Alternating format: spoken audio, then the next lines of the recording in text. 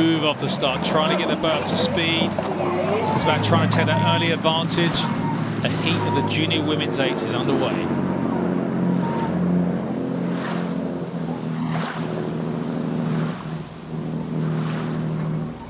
Enniskillen looking really composed there in their rhythm. Just look at the concentration on their faces, how important that start is to get up to speed, try and put Shrewsbury under pressure. And that's exactly it. The 8s are so fast moving that a length in an 8 is a significant distance.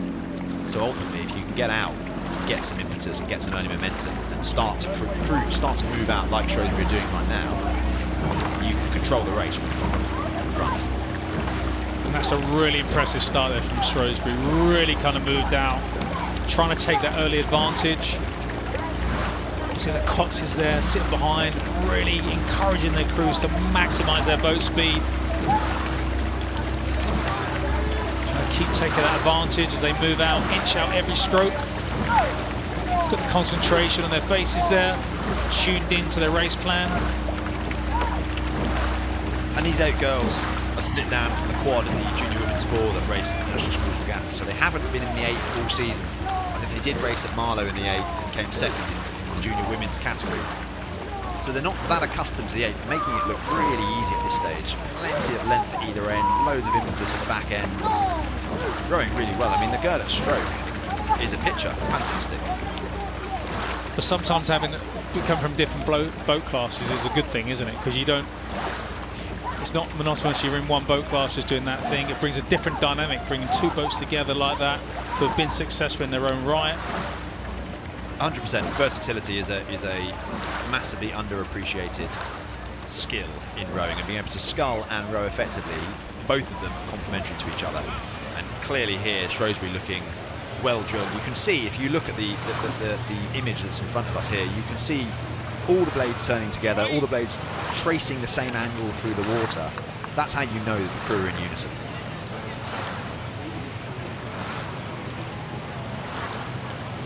Might I just say that's a lovely carbon wing impact. Such a fan of those. You do love your carbon wings, don't you? Never got to row one. Oh, you never got to row, okay. But we used to use the Felipe. We always racing Felipe. Yes. Yeah, I did. It was a lot smaller as well. I did see Imogen out this morning in her Felipe, so that makes sense. You can see Shrewsbury are maintaining their lead. As Tom mentioned, moving really well as a unit. Obviously those 2 boats coming together to form this 8. You know, that's actually create a load of excitement as well, you know, a new challenge, isn't it? Coming together, different ideas, part of the same system, same program, but from different boat classes.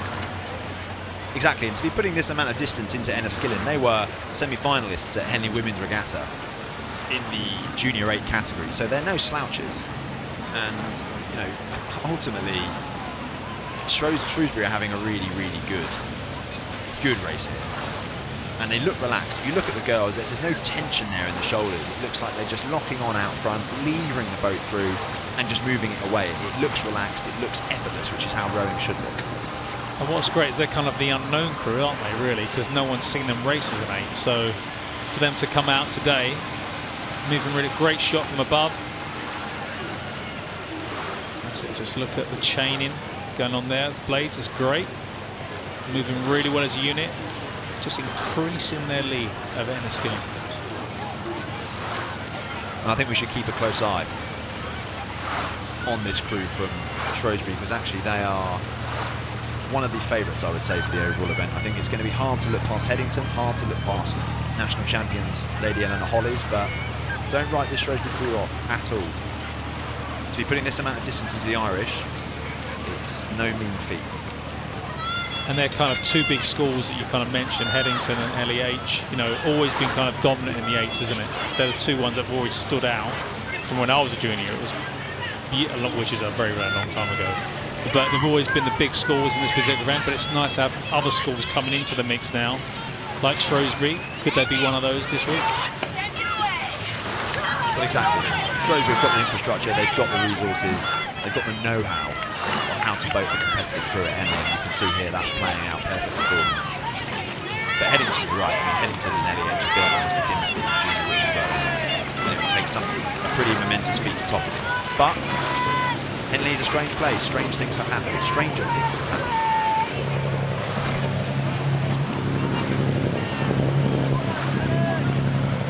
Just looking at different, you talked about the wings, carbon wings, different boats. Obviously the Irish crew have got kind of aluminium wings, carbon wings. I know your preference is the carbon. I mean, carbon's lighter, right? I imagine that's why it's there. It's still rigid enough to be suitable for a rigger, but it's a bit lighter. Not, of course, that it's going to make much of a difference when you're 4 lengths up. I don't think the carbon wings are to be attributed here, but it looks nicer. That's my answer first. The aesthetics are better.